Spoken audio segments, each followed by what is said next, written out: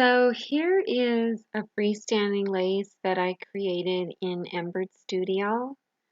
And it should all be one color, but I just wanted to show it in with the pink so that you could see that there's, two different satins there. And I learned this from John Deere, who is, the epitome of embroidery digitizing. I mean, his family goes way back and he really knows his stuff. And so I took what he taught in his hatch videos and I tried to incorporate the same ideas with Embird Studio to make freestanding lace. And he said that you really don't want to just use the motif in your whatever software you have. I would take it because you really just want, and you'll see how I have all of these objects here, you really want to create all your lines going one way, then all of them going the other way, and so on and so on. Here's the next one. I think that one's at 45, and then this one's at 90, and then this one's at 135. But creating this in Embird, I actually created a motif, a very simple motif, just for, I'll hide everything, just for the very first object. And here's how I did it. So you can bring up user editors to create your custom motifs or custom outlines. You can bring that up through objects, user editors, or when you're in parameters, if you click on your object and you go into parameters, you can bring it, you can click right here on this drop down arrow and bring up user editors right here. And just for the sake of, this is the one I created, let me just select a different one for right now, just so something else is there. So something else is there, or it could be a fill, or it doesn't even matter, but I'm in parameters and I'm going to this drop down arrow, user editors. I'm clicking here where it looks like it's an outline, but really it's outlines or motifs. And then I'm clicking in one of these motif boxes. Now this one I already have my freestanding lace JD created. I put it in here, but I could get rid of it. And so now there's nothing there. This one was a different one I can X out. So now all of these are empty. If I click, it says user defined to, oh, this one I have to X out. User defined for, this one X out. Okay, so they're all empty now. But if I wanted to, say, create my own, they're so simple to create. So here's your defaults that you start with. And to create this particular motif, all you have to do is put a stitch point in the center. So you make sure you touch your beginning one and then you touch your center. But you could see it's,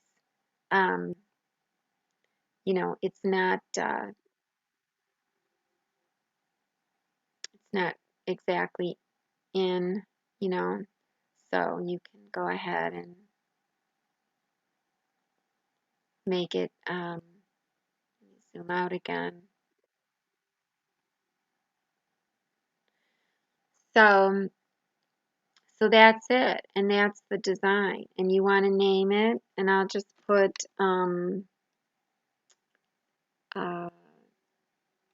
FSL, whoops, FSL. I'll just put copy.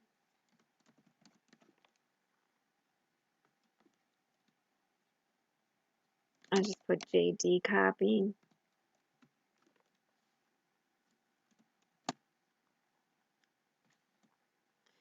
And I'm not done, I'm just naming it.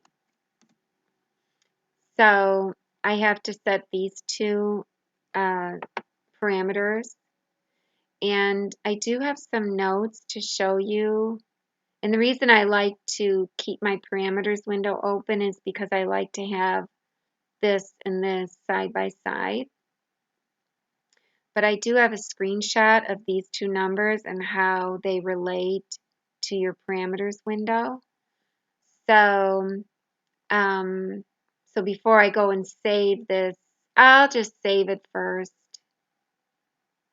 I'm already in my ESM motifs. It's my own folder. I have it in Embroidery Designs, Embird Files, ESM motifs. So you can see I have a ton of motifs already in here. These are all my custom motifs. So I'll just save this one, even though I'm not done, in case I make a mistake or forgot. So let me just bring up my screenshot and to show you what, now this is exactly what we see here, the two screens. It is a little smaller. So here's our two numbers here. This second number equates to your density when you're doing a motif. So this is my good one. These are the two numbers I have, 8 and 2. So anyways, the 2 equates to the density. And whatever this number is,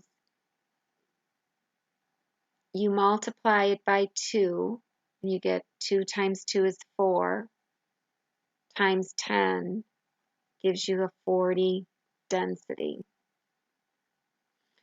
So if this were 3, it would be 3 times 2 is 6, times 10, you'd get a 60 density up here. But this means that there's 2 millimeters between your rows.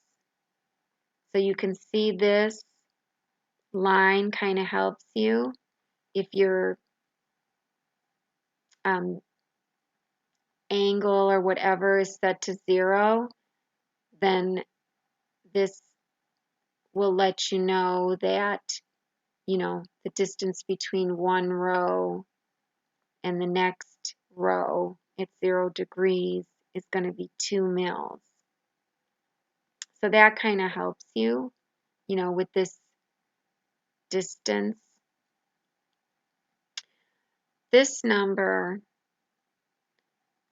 has to do with your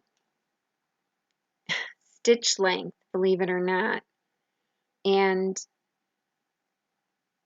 it depends on how many stitch points you have in here. In this particular design, I have 3 stitch points, but I have 2 sections. So I have 1 section, I'll just leave it, and 2 sections. So if I want a 4 millimeter stitch length, which that's what John Deere was using in his video, was a 4 millimeter stitch length, because, we've got, if you recall, I had well, you can't see it, but I had 4 objects, one at 0 degrees, one at 45, one at 90, and one at 135. So you don't need a really tight stitch length. So his were at 4 mils. So if you want a 4 millimeter stitch length and you have 2 sections, this here should say sections and not stitch points. Okay. So if you want a 4 millimeter stitch length and you have 2 sections, 4 mils times 2 equals 8. So you want an 8 in here. And that's going to equate to this width here. This is telling you this is the width of my pattern. So from here to here is really 8 mils. So I want a stitch point, jump 4 mils, a stitch point, jump 4 mils, a stitch point. Now here's the thing. This is an easy number to get, you know, your stitch length. But this number here, you can't just pick any number. If you want your rows to all be, well, I'll have to get back to the design. But if you want your rows to all be equidistant apart, this number has to be a factor of 10, since our pattern constraint is like 10 mils, or 10 units, I should say. This pattern, whether you go in this direction or in this direction, in this case, we're going in this direction because it's the distance between rows, only because we're at 0 degrees for this particular one, but it's the same this way if we were at 90 or whatever. This circle is able to be a diameter of 10 units. So whatever number you pick here has to be, so that only leaves you with 1, 2, or 5 distance between your rows. John Deere was using 1.5 as his distance between his rows. I haven't played around with it enough to try to figure out if I could do that. So far, I haven't been able to. So, and I can show you what happens when you do it. And if anybody can figure out the math, let me know. I do have a degree in math, but this has nothing to do with what I learned in math, although we do enjoy solving problems. But at any rate, so I used a 2. I could use a 1 here and have my rows be 1 millimeter apart, in which case I would probably use a smaller stitch length, you know, so that everything is balanced. You know, I might use a 2 millimeter stitch length. And so I go 2 times 2 and use a 4 here. So, but I just went with the 2. So, and just so you can see that this pattern is in units of 10, if you look really close, oh,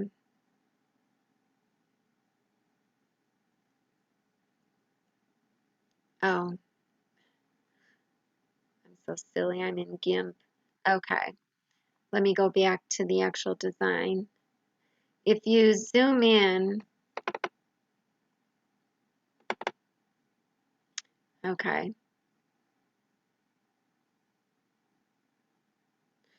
so, you know, you have 5 units, 1, 2, 3, 4, 5. So 5, 10, 15, 20, 25,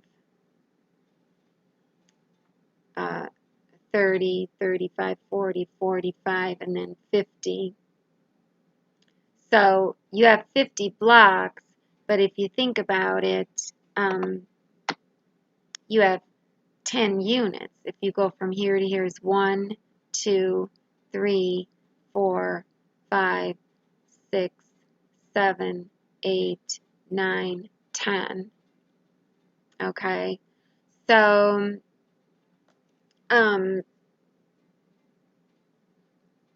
with the 10 units, and then of course, you know, you have 10 units this way for the height of the rows when you're at 0, or the height here when you're at 90. You still want something that's divisible by 10, because this is such a small area, and if you think you can scale it to 150, you can't. I've tried it. It tells you it gives you a compilation error. So, at any rate, so that's where we're at. So this is the way I did it. It looks like I lost my point in there. There it is. I just did Control C. So I made this right in the center. I made this at 2 because 2 times 2 is 4 times 10 is 40. It'll give me a 40 density on this motif, but the distance between each row will be 2 millimeters. And then this I left at 8 because I wanted a 4 millimeter stitch length, and I have 2 sections, 4 mils times 2, so 4 mils once, 4 mils twice, that's 8 mils. So there's my distance, the width of my pattern.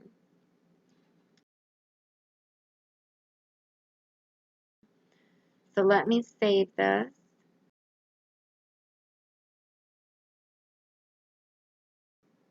And now go to the second one and open it again. I just want to make sure I'm not making a mistake. Okay, there it is. So, but instead of the 2.0, and remember now, this has to do with our density, and if we make this not a factor of our 10, our density meaning our distance between our rows, if I don't make it a factor of 10, the distance between my rows is going to be irregular. So let's say I tried to make it a 1.5 like I was telling you John Deere uses. And let me call this 1.5.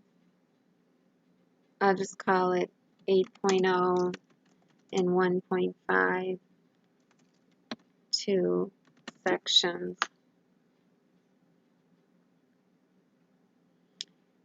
What'll happen is, yes, if you have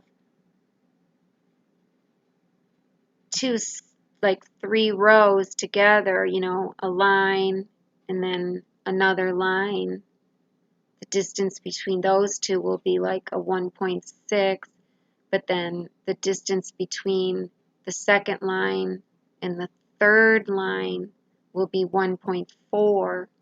1.6 and 1.4 does add up to 3.0, which is 1.5 times 2.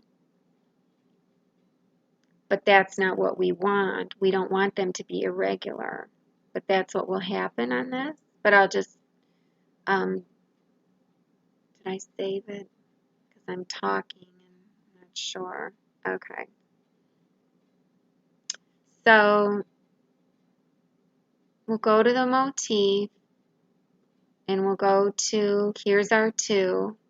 Here's the one where I have the screenshot of.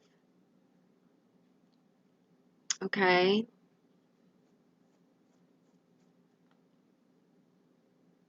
Two point oh is the distance between my rows. 2.0 times 2 is 4. That'll be the distance between actually 3 rows. I guess you could call it 2 sections of rows. So 4 times 10 equals 40. So that'll be our density. And the 8.0 then is our pattern width. And since I have 2 sections, they're going to be 4 millimeters in stitch length. So here's the 8.0. So when I hit apply, so there it is. And so if I zoom in, and I have to close this, let me go to vector view, get my measuring tool.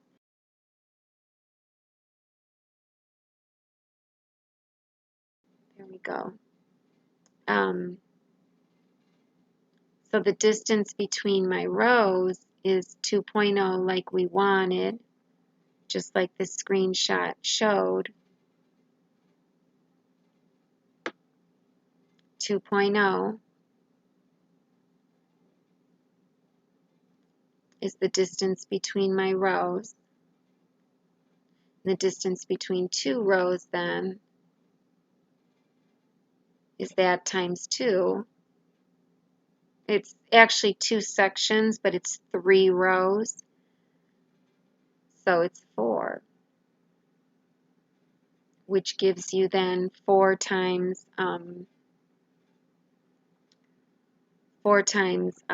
10 gives you this density. That's why we have a density of 40.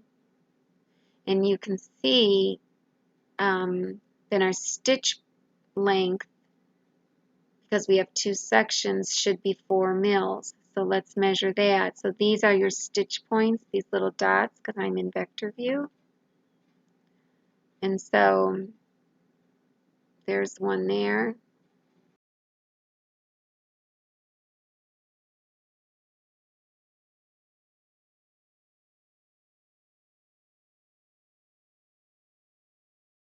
You can see I'm at 4 mils on my stitch length, and you can see that all of my rows are equally spaced. So if I hit escape, and if I go into parameters again, and I choose the other one, it's still 8.0, so the stitch length will still be 4 mils, but my density is 30, which divided by 10 is 3 mils between 2 sections. I haven't hit apply yet. Let me hit apply. Okay, you'll see it now. So 2 sections of rows, in other words 3 rows, yeah, it'll be 3 mils, 30 divided by 10, but this one's going to be 1.4 and this one's going to be 1.6. That's because the 1.5 that we put here is not a factor of 10. It doesn't divide into 10 equally, or at least with 1 decimal point. And that's the other problem. If we were able to use 2 decimal points, 2 decimal places after this decimal point, we would have had more possibilities, but we can't. So we'll measure this then, the measurer. So from here to here, oh, am I back on the other one? It looks like they're all even again. Let's see. Escape. I think I hit cancel. I did. Okay, let me go back to this one and hit apply. I hit cancel and I went back to the 40. Hit OK, not cancel. So measure.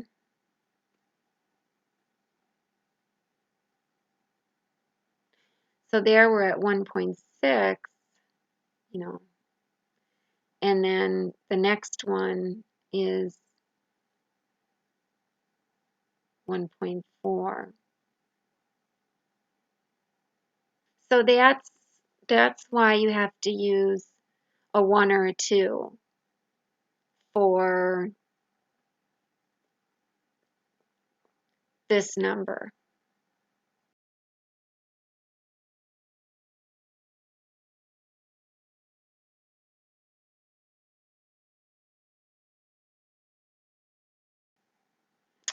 So with that in mind then, let's just pretend like we don't have any of these other objects here. So let me just go ahead and delete them all. So as if we're just starting with our very first object, and let's go back into parameters and let's select the correct one with the 40 density and the 8 on the width of our pattern. Click apply. So now you can see all of our rows are equidistant. So we'll just click OK. And we'll copy this now 3 times. So we'll do Control C, Control V as in Victor, Control V, and Control V. Click on the second one.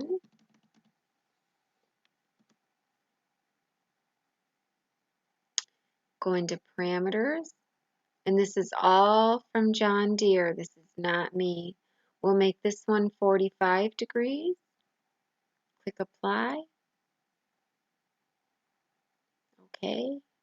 Click on the third one, Parameters, 90. Apply. OK. Click on the fourth one, Parameters, 135. Apply. OK. And so now there's our freestanding lace. And if I select them all and generate stitches,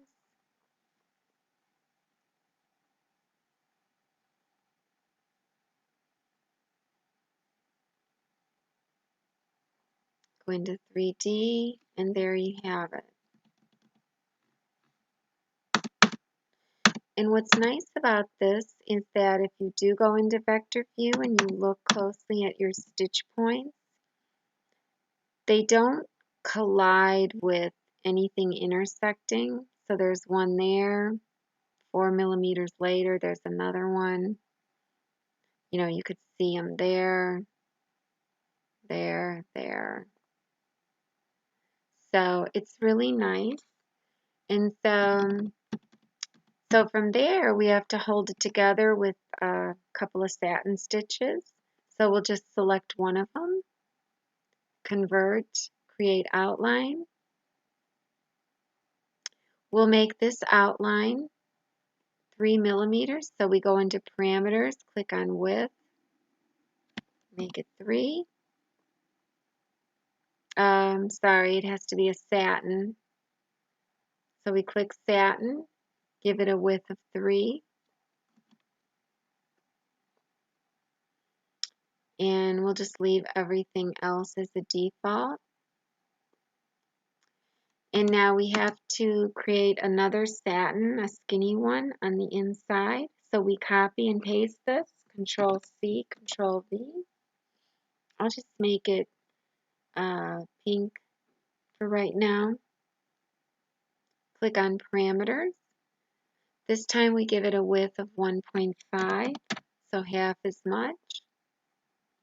And we make the density looser, so like 7 or 8. Click apply. But as you can see, it's in the center. And we don't want it in the center. We want it more offset towards the inside. So we shrink it. So we have it selected. We go to transform, shrink. And we want to shrink it 1.5 because that way each edge will be 0.75 in. So, because that's the way Studio works. So if I just check this, you can see if I generate stitches, it went in the correct amount. Because remember in Studio, if you wanted to shrink 0.75 on each edge, you have to shrink it 1.5 in this window, transform shrink. It's different than editor. So, and that supposedly holds it together,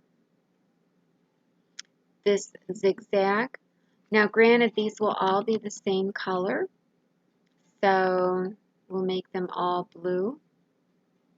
And now this one's going to look like it has a jump, and that's because it's in a little bit, and if I go to edit, you'll see that this one starts here. Go into vector view. But the one before it, the satin before it, ended right here where this red is. So there's a little jump there. So we just turn that into a connection. So we right click, create connection, and that jump went away.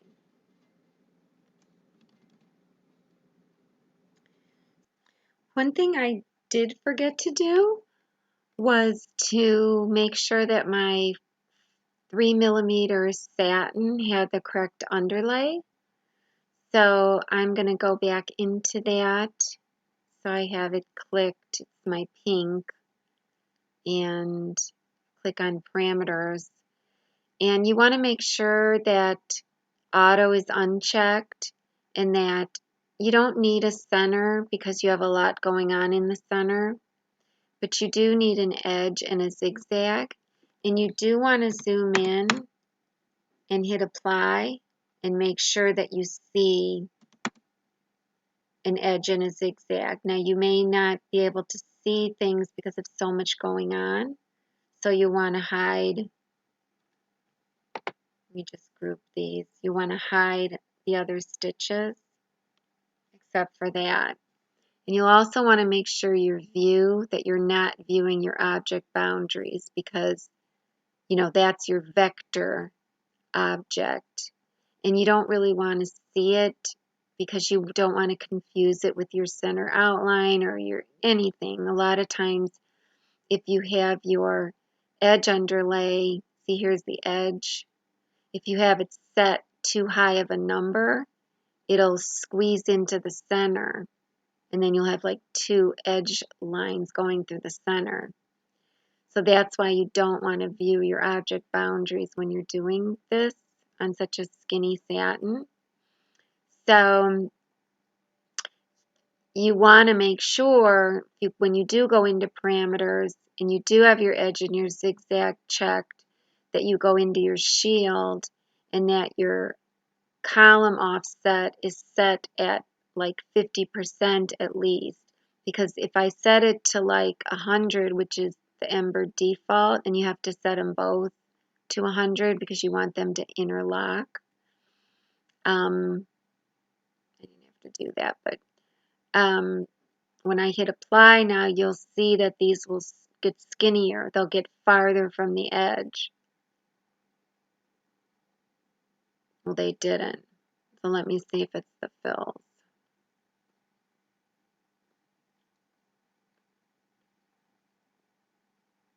No, so they did not. I'm pretty sure that the columns in this case do stand for auto column and for regular columns.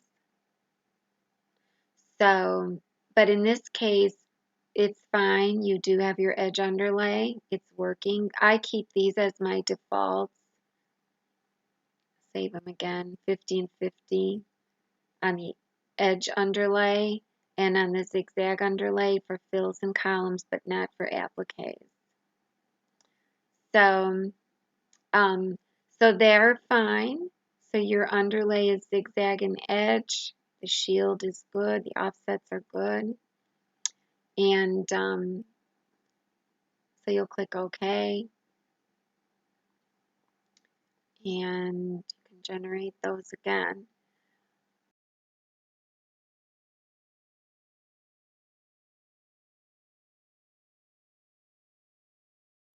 Give it a minute to generate. Maybe I didn't generate this one. So let me also check this, the skinnier satin, the underlay on it, because I forgot that. So I have it selected. Let me click parameters. So you want to uncheck the auto, and you don't want it to have any underlay at all. You just want it to be, a nice zigzag. So I have my density at 7, my width at 1.5. It's already shrunken in. from before. We'll hit apply.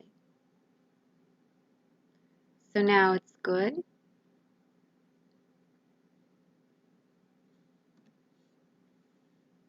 So in 3D, this is how it will look.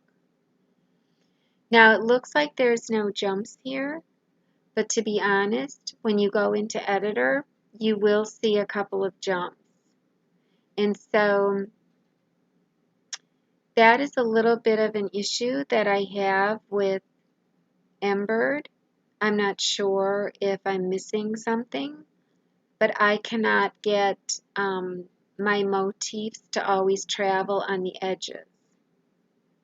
And I'm not sure why, because if I click on parameters, and I have my motif, and this is really it. These are all the parameters you have. There's no choice to travel on the edges. And then you'll see that, it looks like there's no jumps. But one thing about Embird is, even though you don't see any jumps here, on the motifs, if you go into parameters, I have it checked to use jump stitches if necessary to make this motif go well. Because if you don't have it checked, then you'll get traveling stitches within your motif usually. And I'll show you if I uncheck it.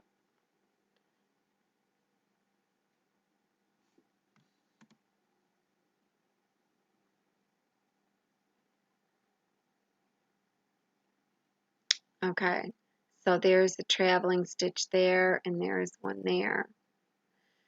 So, and then it kind of locked it up. Escape. So it went back.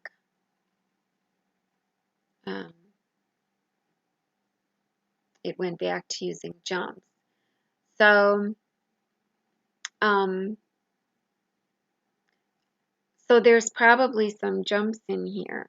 And the way to tell if there are jumps is to, you can select this whole design and Control C, Control V, make it a different color. You can group your original. And actually I only had to do the motifs, but that's okay. I'll take these, the motifs, and I will go to Convert to Editable Stitches, and this means I'm going to see exactly what it's going to look like in Editor as stitches and not as just vector objects. So when I click that, I get these, what they Studio calls a manual stitch. A manual stitch is just stitch points that you would see in Editor. So I'll just move these up above the outline here, and I'm just going to get rid of these green ones because I have them in blue. So this is showing you that I have all of these jumps. Now this one is not a jump because obviously it's doing that because of the blue. If I move this to the bottom. Okay, so I have my very first object, which is, it looks like it's got the whole star. You know, if I clicked edit, it's pretty intense when you're in this mode because of all, it's, showing all the stitch points when you click edit. But from there to here is a jump for this little triangle, this little section here. So, and if I hit edit, you'll see, you know, these are all stitch points. These 4mm long lengths of stitches. And it starts here. But there's a jump. And where does the last one end? Well, go into vector view. Let's hide this. Let's hide all the satin and just look at the motif. This one, the one before it, we hit edit, you can see it starts here, but it ends here in dark. And then, you know, our second one starts here. So the first object ends here, the second object starts on this red. So this is a jump here. So you don't have to edit this in editor. You could do it right here. So I just click on this object, just like regular studio work, right click, create connection, and there's your connection, and just leave it. So now from here to here, there's no jumps, but here's a jump, and it's going to be the same thing. Well, we don't have to go hunt for it. We can just right click, create connection, and click on it, and we'll see the jump. Now this one, it's a connection, but it's not a manual stitch. It's a regular studio connection. It's a vector object that we can just click on edit. These aren't stitch points. We'll just right click, insert. We can actually go to line. We can snap it to the node here, the point. I already have snap to nodes checked. I don't have to check that. Insert here. I can make these to line, make this one to line, and then snap this one to node, snap this to that node, and then you're done. Same thing here, create connection, click on it, and that one's right there. It's just tiny, it's fine. And if you wanted to mess with it, you could just make these two meet better, but I don't feel like doing that. So this one, right click, create connection. And it's in the same spot. This one, right click, create connection, click on it. So it's over here, hit edit, insert to line, snap it there, insert to line. I didn't snap it. Snap this one up there and to line. And then that one's done. And then now this one is showing that it's got a jump to it. Just create connection. And it's just right there. And that's fine. And then this is the second one. So now there are no jumps at all. And I'm going to just delete this one and call this one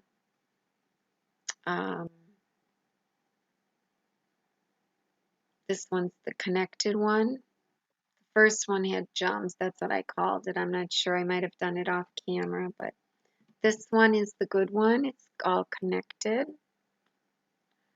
So now if you try to sew sim this design, in Studio, let me ungroup it. If you try to sew sim this design in Studio, it will not sew sim these manual stitches.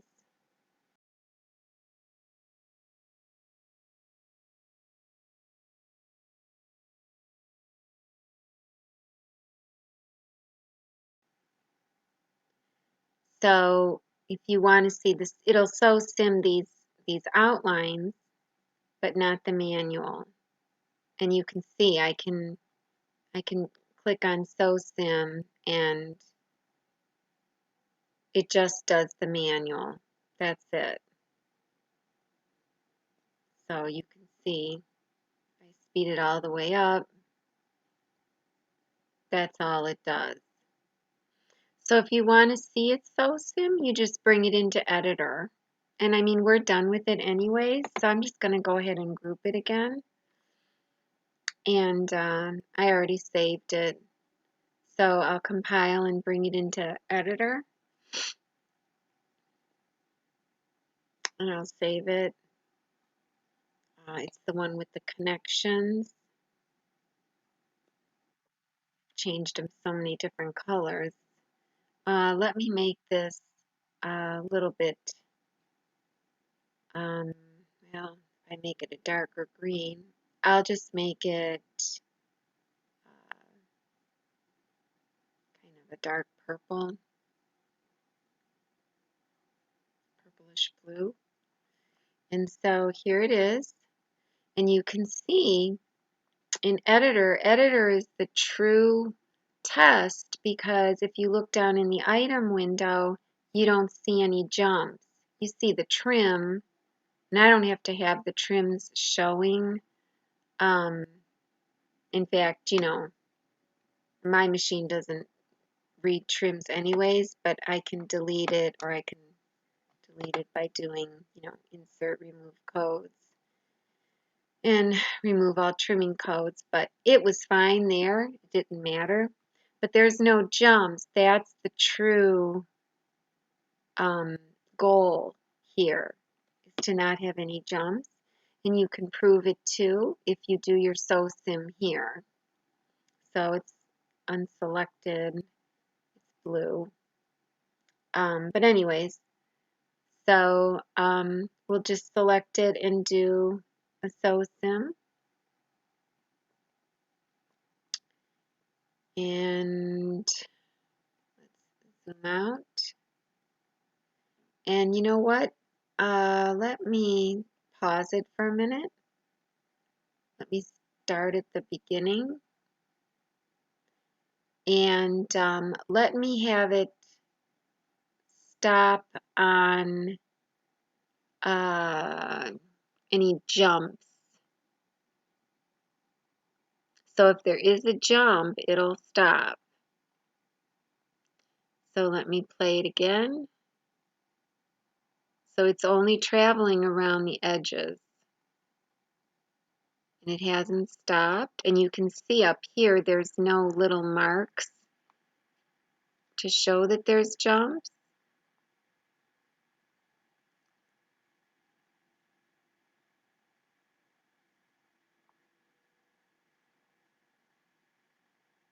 Now it's stitching the skinnier one. And it's all done.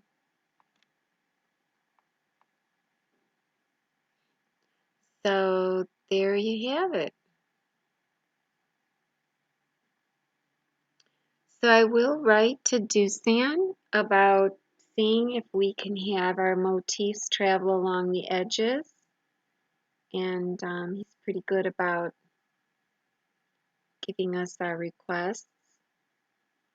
So I hope you enjoyed this. I hope I've helped somebody.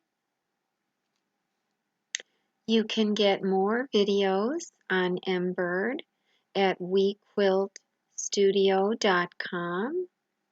And you can also get a one-on-one Skype lesson with me, interactive, sharing desktops and so on, at the same place, WeQuiltStudio.com.